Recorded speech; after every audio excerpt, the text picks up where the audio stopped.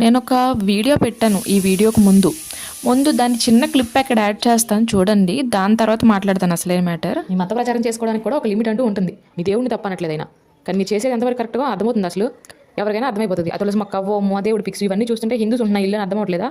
అయినా కూడా మా దేవుడు ఫోటో కింద అంటించేశారంటే ఏమనుకో.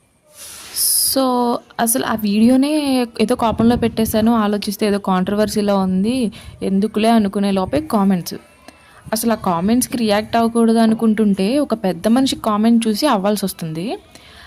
చాలా కామెంట్స్ మంచిగా పెట్టిన వాళ్ళు కూడా ఉన్నారు, బట్ కొందరు ఏవో పిచ్చి పిచ్చి రాతలు రాసేస్తున్నారు. కొన్ని డిలీట్ కూడా చేశాను. చెత్త కామెంట్స్ ఇంకా చాలా ఉన్నాయి. నువ్వే ఆ స్టిక్కర్ అంటించుకుంటున్నావా, ఇంకా ఇవేవో బ్యాడ్ వర్డ్స్ కొన్ని.